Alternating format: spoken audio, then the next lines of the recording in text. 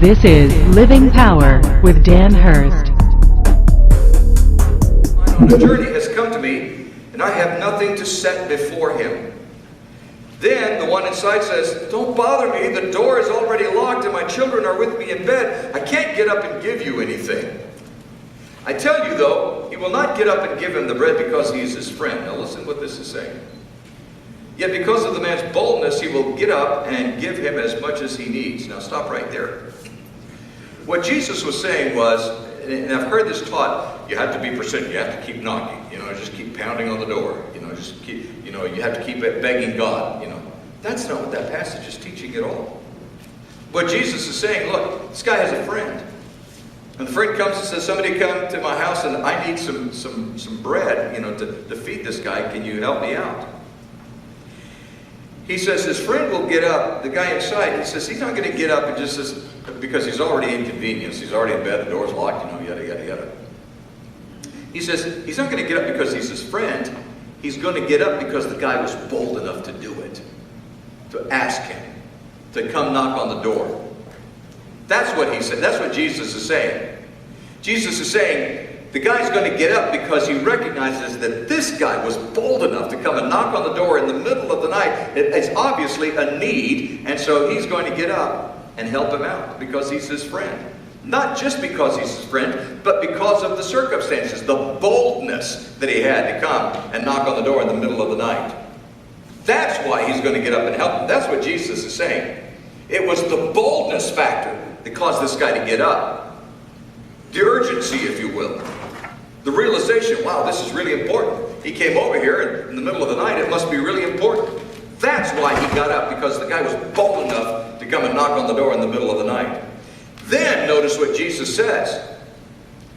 By the way, he says, and he'll give him as much as he needs. Very key phrase. He'll give him as much as he needs.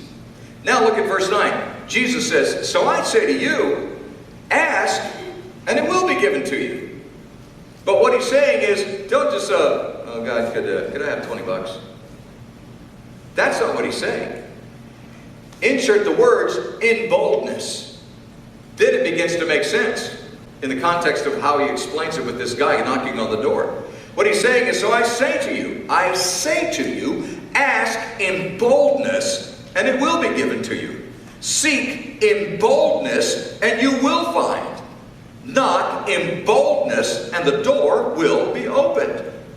For everyone who asks in boldness receives. He who seeks in boldness finds. And to him who knocks in boldness, the door will be opened.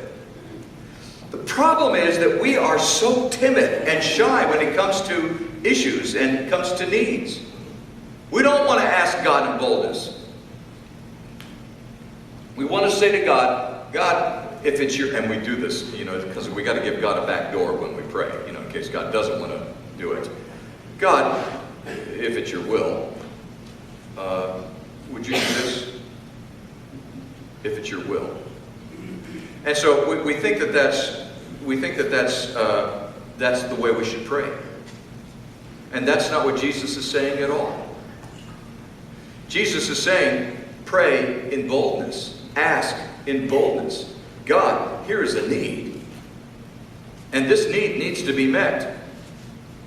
God, I need to see you. I need to know you. I need to hear from you. I need that now. I'm seeking you now. Knock on the door in boldness. God, I need to have something from you here. There needs to be some sort of dialogue. There needs to be something. I have to have something, God. We need to approach God in boldness. And not this timid approach like, God, if it's your will, could you help me pay my bills? If it's not too much to ask. What kind of a prayer is that when you stand back and look at it? If it's not too much to ask. You're talking to the God of the universe.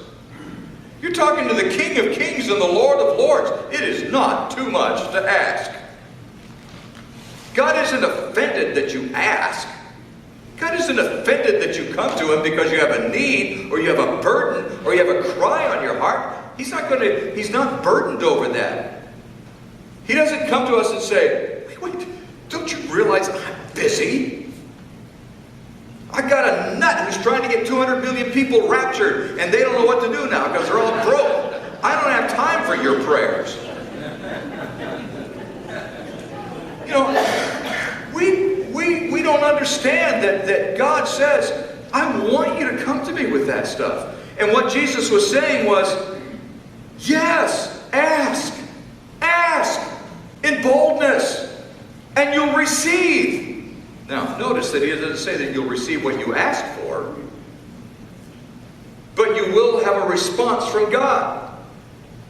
He says, if you will seek me, you will find me. If you seek me with boldness, you'll find me. You may not find what you were hoping to find or wanting to find. It may, and it usually is, so much greater than you expected. It may not be right at the very beginning, but then when it really comes out to play, you go, wow, God, you're so great. You know, we are to approach God and knock on the door in boldness. God, I need to hear from you. I need an answer here. Something's got to give. We have an issue here. Only by your blood, and it's only